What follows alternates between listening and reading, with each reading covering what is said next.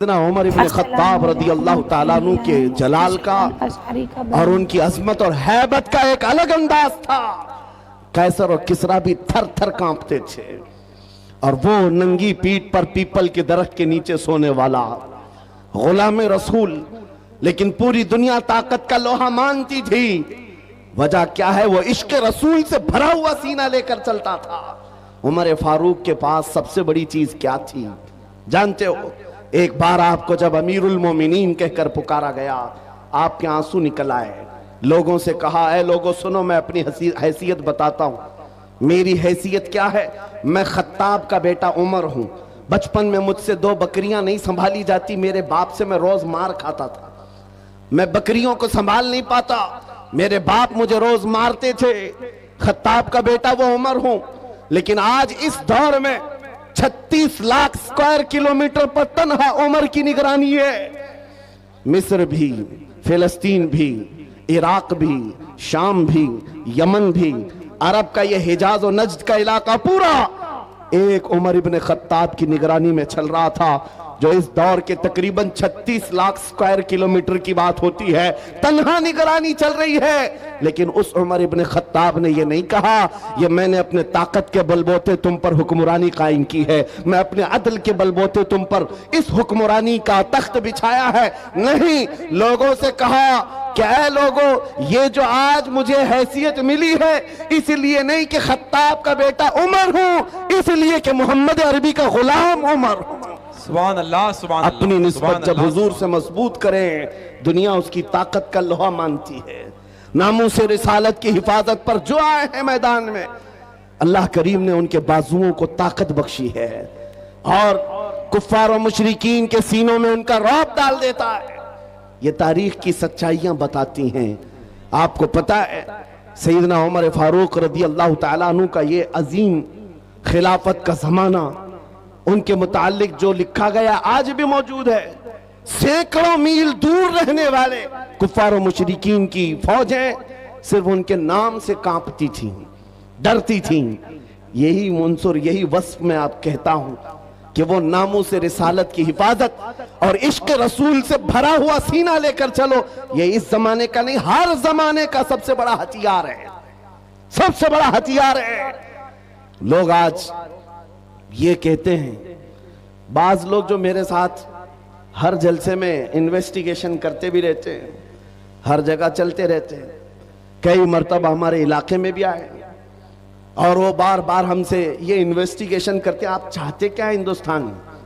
जहां जा रहे हो ये पूरे मजमे को जमा कर रहे हो और जज्बे में और इनको जोश दिलाकर खड़ा कर रहे हो, क्या चाहते हो? उनको शायद ऐसा लगता होगा कि हम कोई बहुत बड़ी ऐसी तंजीम बना रहे हैं जो बम बांध करके कहीं उड़ जाए। उन्हें शायद ऐसा लगता हो, इसीलिए बार बार इस चीज की तलाश में सरगर्दा है। मैं खुल करके बयान करता हूं मेरे अजीजों, खुल करके। अभी हम अपने मुंबई में एक मरकज बना रहे थे, तो साहब वहां तक पहुंची बातें, कुछ लोग कहने लगे ये कुछ सुरंग बना रहे हैं जिसमें जिहाद सिखाने वाले हैं। छोटा सा एक नामों से रिसालत के तहफ्फुज की खातिर एक मरकज बनाने की बात की तो ऐसी बातें फैलाए। याद रखो, हम सुरंग में नहीं सिखाते, खुले मैदान में सिखाएंगे। और वो भी कोई ऐसी वैसी तरबियत नहीं जिसकी मैं बात कर रहा हूं। हमारा मिशन क्या है मियां? मैं तो अपने नौजवानों से कहता हूं, चाकू छुरी तलवार बंदूक बारूद तो दूर है, तुम ब्लेड लेकर के भी मत चलो, इसलिए कि प्लास्टिक का ब्लेड भी तुम्हारे हाथ में होगा तो कल फ्रंट पेज पे तुम्हारा नाम आतंकवादियों के साथ। ये तो आज का मिजाज है। मैं जिस मिशन की बात कर रहा हूं वो बात इतनी है, छोड़ो ये सारे हथियार, वो हथियार क्यों नहीं अपनाते जो गरीब नवाज हिंदुस्तान आए थे तो लेकर के आए थे। वो सबसे बड़ा हथियार इश्क मुस्तफा की दौलत, हुजूर पाक सल्लल्लाहु तआला अलैहि वसल्लम की मोहब्बत कामिला। मैं जानता हूं जब अपना नौजवान इस दौलत से भरपूर और सरशार हो जाए तो इसका चलना फिरना देखकर ही कई कीड़ों को मौत आ जाए, यूं ही मौत आ जाए। आपको कुछ करने की जरूरत नहीं, तन्हा आप हुजूर पाक के इश्क में चलते फिरते एक शक्ल तो बन जाओ, कम से कम इसकी बुनियाद तो रखो कि दुनिया तुम्हें पहचानने के लिए तुम्हारा नाम ना पूछे। कभी कंफ्यूजन इतना बढ़ जाता है कि तुम्हारे नाम से नहीं पता चलता तुम कौन से दीन के हो, तो दुनिया फिर तुम्हारे बाप का नाम पूछती है। बाप के नाम पर भी कंफ्यूजन आ जाता है तो दादा का नाम पूछती है। पता नहीं चल रहा कौन से धर्म से ताल्लुक रखता है, इसका नाम राजा है, बाप का नाम बबलू है, दादा का नाम टीनू मीनू है, कहीं से कुछ समझ में नहीं आता। मेरे अजीजों, ऐसी नौबत क्यों आए? आपका नाम, आपके बाप दादा का नाम पूछ करके दुनिया यकीन करे। मैं कहता हूं हुजूर पाक की मोहब्बत में अपने आप को इतना सरशार कर लो, किसी गली से गुजर जाए, दुनिया देख करके कहे मदीने की गली का गुलाम नजर आता है, ताजदार मदीना का गुलाम नजर आता है। अल्लाह अकबर, या रसूल अल्लाह, जिंदाबाद जिंदाबाद। अल्लाह। और ये नामों से रिसालत की हिफाजत, ये अल्लाह रब्बुल इज्जत की शान है। वो खुद अपने हबीब की इज्जत की हिफाजत करता है। आपको पता है कुरान पाक में एक दो नहीं कई आयतें, जब जब कुफार ने हुजूर की तरफ उंगली उठाई थी तो जवाब पहले रब्बुल आलमीन का था। अबू लहब ने कहा था मोहम्मद तुम्हारे दोनों हाथ टूट जाएं, नाऊज़ु बिल्लाहि मिन ज़ालिक। रब ताला ने जवाब में आयत नाज़िल फरमाई तब्बत यदा अबी लहब। मोहम्मद सल्लल्लाहु अलैहि वसल्लम के नहीं, अबू लहब के दोनों हाथ बर्बाद हो जाएं। कुरान में आयत है, ये नबी पाक की नामोस की हिफाजत नहीं है तो और क्या है? ये दिफा है, डिफेंस है जो खुद रब्बे जुल जलाल फरमा रहा है। अबू लहब ने कहा था जब मेरे आका सल्लल्लाहु अलैहि वसल्लम के बेटे हजरत इब्राहिम का इंतकाल हो गया, हुजूर के 3 बेटे थे, तीसरे बेटे का जब इंतकाल हुआ तो ये बात फैलाई गई कि मोहम्मद सल्लल्लाहु ताला अलैहि वसल्लम की नस्ल खत्म हो गई, बेटों से नस्ल चलती है, ये तीसरा बेटा भी चला गया। नबी करीम सल्लल्लाहु ताला अलैहि वसल्लम गमगीन हुए। रब तबारक व तआला ने पूरी सूरह नाजिल फरमाई, इन्ना अअतैनाकल कौसर फसल्लि लिरब्बिका वन्हर इन्न शानिअका हुवल अबतर। ए महबूब, हमने आपको खैर कसीर अता फरमाया, खड़े हो अपने रब की इबादत करें, कुर्बानी करें। आप कटी हुई नस्ल के नहीं, आपका दुश्मन कटी हुई नस्ल का है। ये रब का फरमान है। अपने नबी के इज्जत के दिफा में अल्लाह रब्बुल इज्जत ने ये फरमाया, आज ढूंढ करके निकालो अबू लहब का बच्चा कहाँ है, उसकी औलाद कहाँ है, नहीं पाओगे। लेकिन जिस वादी में भी जाओ मेरे नबी के खानदान को जरूर पाओगे। सादात की खुशबुएं हर जगह नजर आएंगी। अल्लाह करीम ने अपने नबी की इज्जत की हिफाजत का कैसा दिफा किया है। तो एक मर्तबा आयतें उतरना रुक गई थी, जो वही आती थी चंद दिनों तक वही नहीं आई। मक्का के काफिरों ने यह कहना शुरू किया, वद्दअ रब्बु मुहम्मदिन मुहम्मदा, मोहम्मद के खुदा ने मोहम्मद को छोड़ दिया है। यानी अब आयतें नहीं आती हैं, इसका मजाक करने लगे। नबी करीम सल्लल्लाहु ताला अलैहि वसल्लम के दिल पर यह बात गिरा गुजरी। चंद ही दिन नहीं गुजरे थे कि जिब्राइल अमीन पूरी सूरह लेकर आए, वद्दुहा वल्लैलि वमा सजा, वद्दुहा वल्लैलि वमा सजा, मा वद्दअका रब्बुका वमा क़ला। ऐ महबूब, आपको आपके रब ने न छोड़ा है न कम किया है। वलल आखिरतु खैरुल लक मिनल ऊला, बल्कि आपकी हर आने वाली घड़ी पिछली घड़ी से कई दर्जे बेहतर है। सुभान अल्लाह, सुभान अल्लाह। मेरे अजीजों, ये सब आयतें मैं वो आपके सामने कोट करके बता रहा हूं जिसमें रब्बे जुल जलाल ने शान रिसालत बयान किया। अपने नबी की तरफ उठने वाली उंगलियों को रब तबारक व तआला ने तोड़ दिया। जवाब इरशाद फरमाया, आज अगर नामूसे रिसालत की हिफाजत या उसका दिफा कोई करता है तो ये सुन्नत इलाहिया है, यह अल्लाह रब्बुल इज्जत के कानून और उसकी सुन्नत है। आज इस सुन्नत पर अमल करते हुए जो अकाबिरीन उम्मत आए, उनकी मिसालें मैं आपके सामने रखता हूं। लोगों, एक बात याद रखो, हालात जितने भी खराब हो जाएं, अपने नबी की इज्जत की हिफाजत वो जिससे चाहे ले ले, जिससे चाहे ले ले। ये जरूरी नहीं कि वो जमाने का बहुत बड़ा मुत्तकी परहेजगार हो, ये जरूरी नहीं है कि वो बहुत बड़ा फकीह और आलिम दीन हो। मौला करीम अपने नबी की इज्जत की हिफाजत पत्थरों से भी चाहे ले सकता है, कुत्तों से भी ले सकता है। अल्लामा इब्ने हजर अस्कलानी रहमतुल्लाह अलैह लिखते हैं, कि ततारियों का जो हमला हुआ था बगदाद में, बगदाद को उन्होंने तबाह कर रखा था। ऐसा तबाह किया था कि पूरे बगदाद की सड़कें और वहां की गलियां मुसलमानों के खून से भरी हुई थी। दरिया दजला के पानी को लाल कर दिया था मुसलमानों के खून से। मुसलमानों की खोपड़ियों से मीनार बना दिए थे। इतने कत्ल जिसका शुमार नहीं होता। जखीरा जो मुसलमानों का था, बड़ी बड़ी किताबों में उसको जलाकर राख कर दिया था। एक वक्त ऐसा आया कि ततारियों का जो हाकिम था, उसने कुछ उलमा को कैद करके, गिरफ्तार करके अपने दरबार में मंगवाया जो मुसलमान बच्चे कच्चे थे। उन उलमा को बेड़ियां बांध करके जमीन पर औंधा लिटाया गया। आप पूछते हैं ना इन हालात में हमें क्या करना चाहिए। सुनिए मेरे अजीजों, हालात तो ऐसे हो गए थे बगदाद में कोई उनका पुरसाने हाल नहीं। आज लोग ये भी कह रहे हैं कि गज्जा के मुसलमानों का कोई पुरसाने हाल नहीं। क्या होगा, क्या होगा? तवज्जो, उन उलमा को कैद करके, बेड़ियां बांध करके, जंजीरों में बादशाह अपने दरबार में औंधा लिटाया है। और इतने ही पर बस नहीं, एक जर खरीद ईसाई पादरी दरबार में लाया गया है। उसको नजराना सिर्फ इस बात का दिया जा रहा है कि वो रसूलुल्लाह की शान में गालियां दे, हुजूर की शान में गालियां दे, इन मुसलमानों के दिलों को जलाए। हर जमाने में दुनिया ये जानती है मुसलमान कत्ल से उतना डरता नहीं है जितना रसूल पाक की इज्जत पर कोई उंगली उठाता है तो उसे तकलीफ होती है। और है यह हकीकत है। हमारे बहुत सारे जुल्म सितम हम बर्दाश्त कर लेते हैं, लेकिन नबी पाक की शान में अदना तौहीन बर्दाश्त नहीं होती। उस जालिम ने एक ईसाई पादरी को दरबार में बुलाया और कहा इनके नबी की शान में गालियां देते रहो, सुन्नी जंक्शन की जानिब से समाअत कर रहे हैं। देने लगा। कौन है वहां पर जो हिफाजत करे मेरे नबी के नाम की इज्जत? कौन है, कौन हिफाजत करेगा? जो उलमा थे वो तो जंजीरों पे कैद हैं। कौन है? अल्लाह करीम जब चाहे जैसे चाहे हिफाजत करता है। दरबार में बादशाह का एक कुत्ता था जो सोने की जंजीर से कोटे पर बंधा रहता था, एक खूटे पर बंधा रहता था।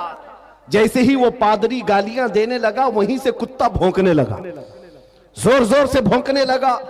दरबारियों ने कहा कि तेरा बयान शायद कुत्ते को अच्छा नहीं लग रहा है, इसलिए कुत्ता भौंक रहा है। ईसाई पादरी ने कहा वो तो जानवर है, मेरा बयान क्या समझेगा। दूसरी बार गालियां देने लगा, कुत्ता फिर भौंकने लगा। फिर लोगों ने कहा तेरे बयान पर ही कुत्ता भौंक रहा है।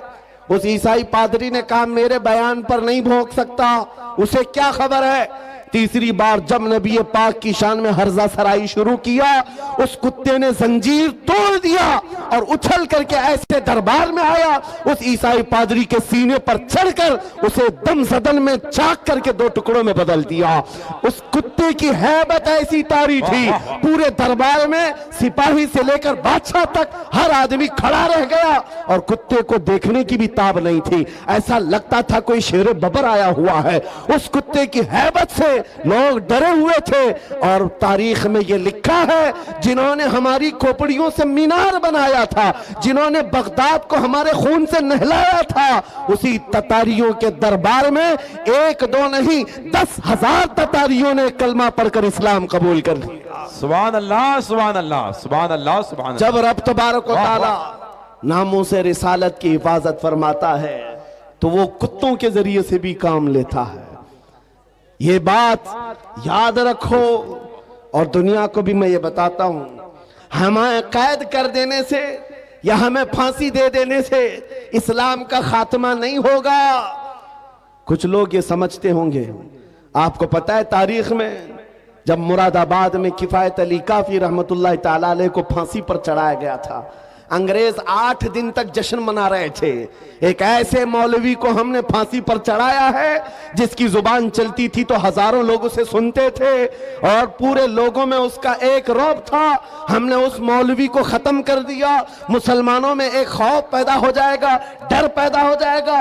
अंग्रेज 8 दिन जश्न मनाए होंगे, लेकिन उन्हें खुदाई कानून मालूम नहीं। मुरादाबाद में फांसी पर चढ़ा रहे एक आशिक रसूल को, और परवरदिगार आलम उसी मुरादाबाद के पड़ोस शहर बरेली में इमाम अहमद रजा को पैदा कर रहा है। वो ऐसा आशिक रसूल पैदा किया, जब वो जवान हुआ तो सिर्फ कलम से नहीं, सिर्फ जुबान से नहीं, बल्कि पूरी तहरीक छेड़ दी। और आज हालत ये है, अंग्रेज एक आशिक रसूल को फांसी पर चढ़ाकर ये समझते थे कि इश्क रसूल का खात्मा हो गया। नहीं, मुमकिन नहीं है। बरेली की जुबान फिर चली है तो ऐसे चली, खित्ता खित्ता आज बोलता है, डाल दी कल्ब में अज़मत मुस्तफा, सय्यदी आला हज़रत पे लाखों सलाम।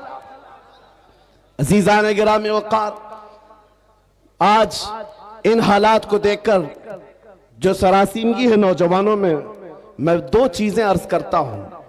सरकार सय्यदी हुजूर हाफिज मिल्लत रहमतुल्लाह तआला अलैह का फरमान मेरे वालिद गिरामी से मैं नकल करके आपके सामने रखता हूं, जो वो अपने शागिर्दों के दरमियान कहा करते थे, 2 चीजें अपनी जिंदगी में लाजिम रखो। किसी जालिम से डरना मत, किसी मजलूम पर अपना जबर या अपनी ताकत का इस्तेमाल नहीं करना, किसी कमजोर पर ताकत का इस्तेमाल नहीं, और किसी जालिम से डरना नहीं। ये 2 चीजें लेकर के चलो, तुम्हारा कुछ नहीं होगा। कलमा तैयबा पढ़ा है और मेरे नबी की उम्मत में हो, मौत तो यूं भी किसी बिस्तर पर आनी ही है, और जब मौत आना ही है तो मेरे नबी की सुन्नतों पर आ जाए, हुजूर की मोहब्बत में आ जाए, क्या फर्क पड़ता है। अजीज़ान गिरामी वक़ार, इस जुमले को लेकर चले, खासकर आपके इस सूबे में, यहां लोगों को बिल्डोजर से डराया जाता है। मुसलमानों, एक छोटी मशीन से डरने वाली कौम तो नहीं हो, गैर कानूनी चीजों से बच जाओ। बिल्डोजर क्या, कई इससे बड़ी मशीनें भी आए, तुम्हें हिलाना नहीं चाहिए। हाँ, ज्यादा से ज्यादा गैर कानूनी या फिर किसी तरह से अपने हवस के लिए मकानों को या दीवारों को गिराया जा सकता है, लेकिन मजबूत इश्क रसूल हो, इससे बड़ी ताकतें भी तुम्हारे सीने से इश्क रसूल नहीं छीन सकती। वाह वाह वाह, नहीं छीन सकती। बेशक। बस उस दौलत को बनाओ, उस दौलत को बनाओ जो छीनी नहीं जा सकती, जिसको आला हज़रत इमाम अहले सुन्नत फाजिल बरेलवी फरमाते हैं, ऐ इश्क तेरे सदके जलने से छुटे सस्ते, ऐ इश्क तेरे सदके जलने से छुटे सस्ते, जो आग बुझा देगी वो आग लगाई है, वो आग लगाई है। वाह वाह। बस उस इश्क की बात मैं करता हूं। वो अगर तुम्हारे पास है तो ये छोटी मोटी मशीनें क्या तुम्हारा बिगाड़ेंगी? घर तोड़ सकते हैं, या तुम्हारी जायदादें ले सकते हैं, या तुम्हें जेलों की सलाखों पर बंद कर सकते हैं। इतना अगर होता है तो आपको यह आदत डाल लेनी चाहिए, मुजफ्फर को मुक़य्यद न समझ ऐसे याद, मेरी असीरी भी सुन्नत आबाई है। वाह वाह। अगर कैद हो भी जाए तो इतनी बात याद रखो, हमारी असीरी भी सुन्नत आबाई है। अजीज़ान गिरामी औक़ात, नामों से रिसालत की हिफाजत पर जिन्होंने पहरा दिया है, उनकी चंद मिसालें मैं अर्ज कर रहा था। वो सहाबा इकराम रिज़वानुल्लाहि तआला अलैहिम अजमाइन, जिनकी हैबत का आलम यह था कि वो तन्हा जाते लेकिन दुनिया को खौफजदा करते थे। किस बात पर? अरे पैबंद लगे कपड़े पहनकर जा रहे हैं, पैरों में चप्पल नहीं है, हाथों में ऐसी तलवारें जिससे सब्जियां नहीं कटती, लेकिन उसके बावजूद हजारों की फौज में उनका रौब था। सैयदना खालिद बिन वलीद सैफुल्लाहिल मसलूल 125 जंगें अपनी जिंदगी में लड़ी, एक जंग में भी शिकस्त नहीं हासिल किया, शिकस्त नहीं हुई। उनकी एक तलवार का वजन 35 किलो का था और ढाल 40 किलो की, ये लेकर लड़ते थे और जिस मैदान में उतरते थे सफों की सफे दरहम बरहम। कौन नहीं जानता आज दुनिया में खालिद बिन वलीद का नाम, जिसको अल्लाह के रसूल ने सैफुल्लाहिल मसलूल कहा। लेकिन जानते हो, इतनी महारत ताम्मा, जंगी मैदान का एक ऐसा बतले जलील जो कभी शिकस्त का मुंह नहीं देखा, एक भरी जंग के दौरान अमामा गिर गया था। कुफार सामने हैं और तलवारें सोते हुए हैं, गर्दन पर तलवार आ सकती है। खालिद बिन वलीद तलवारों की परवाह नहीं कर रहे, उस अमामा को उठाने जा रहे हैं, अपनी पगड़ी उठाने जा रहे हैं। और दोनों काफिर वहां जो आपकी गर्दन के पास थे वो देखकर हैरत में रह गए। ऐसा सिपह सालार जो हर जंग को फतह कर लेता है, आज अपनी गर्दन बचाने की बजाय अपनी पगड़ी बचाने चल पड़ा। ये तो जंग के हुनर नहीं होते। एक छोटा सिपाही भी ऐसी गलती नहीं करता। खालिद बिन वलीद बड़े इत्मीनान के साथ अपनी पगड़ी उठा ले और अपने सर पर रख लिया। और उन काफिरों ने पूछा, हम तो तुम्हें बहुत बड़ा माहिर सिपह सालार समझते, लेकिन तुमने आज ऐसी गलती की है जो एक छोटा सिपाही भी नहीं करता।